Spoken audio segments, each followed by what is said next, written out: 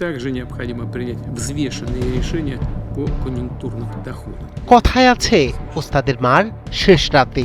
জ্বালানিকে কেন্দ্র করে যখন ট্রাম্পের বিপদ বাড়ছে, তখন মোক্ষম চাল দিয়ে খেলা আরও জমিয়ে তুললেন রুশ প্রেসিডেন্ট ভ্লাদিমির পুতিন। তেল আর গ্যাসকে অস্ত্র বানিয়ে এবার ভূ রাজনীতির দাবার বোর্ডে খেলা ঘুরিয়ে দিল ইরানের বিপদের বন্ধু রাশিয়া।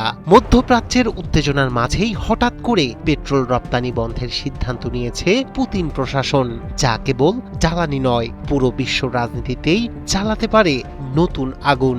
এতে একদিকে আমেরিকার ওপর বাড়বে চাপ, অন্যদিকে চুপচাপ লাভবান হতে পারে ইরান, এমনটাই মত বিশেষজ্ঞদের। বিশ্ববাজারে দামের ঝড়, কূটনীতিতে টানাপোড়েন, সব মিলিয়ে শুরু হয়েছে নতুন এক এনার্জি যুদ্ধ, যার প্রভাব পড়েছে গোটা বিশ্বে।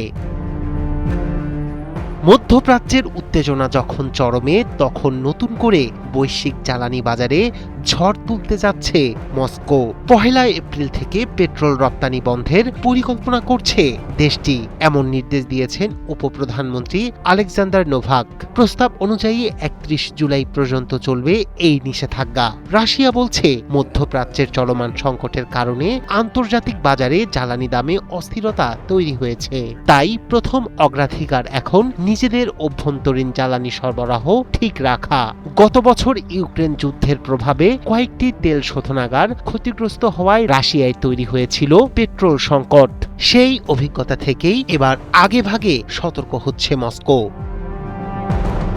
তবে বিশ্লেষকরা বলছেন, এর পিছনে শুধু অর্থনৈতিক নয়, রয়েছে বড় রাজনৈতিক ও কৌশলগত হিসাব। পেট্রোল রপ্তানি বন্ধ করে বৈশ্বিক সরবরাহ কমিয়ে দিতে পারলে তেলের দাম বাড়বে, আর এর সরাসরি প্রভাব পড়বে আমেরিকা ও তার মিত্রদের ওপর। তেলের দাম বেড়ে গেলে আমেরিকার জ্বালানি খরচ বাড়তে পারে মুদ্রাস্ফীতি, এর সাথে বাড়বে রাজনৈতিক চাপ। এমনকি ইউরোপের দেশগুলো যারা রাশিয়ার জ্বালানি নির্ভরতা কমানোর চেষ্টা করছে, তারাও পড়তে পারে নতুন এক সংকটে। ফলে রাশিয়ার এই সিদ্ধান্তকে অনেকেই দেখছেন জ্বালানি যুদ্ধ হিসেবে।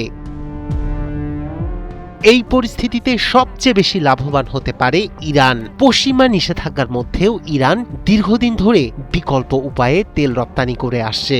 এখন যদি বৈশ্বিক বাজারে সরবরাহ কমে যায়, তাহলে ইরানের তেলের চাহিদা ও দাম দুটিই বাড়বে, অর্থাৎ পরোক্ষভাবে শক্তিশালী হবে ইরানের অর্থনীতি। বিশ্লেষকদের মতে এটি ইরানকে সহায়তা করার একটি কৌশলগত পদক্ষেপ হতে পারে।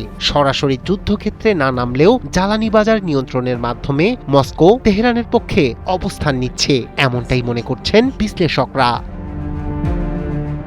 রায়হান কবির শুভ্র, ৭১।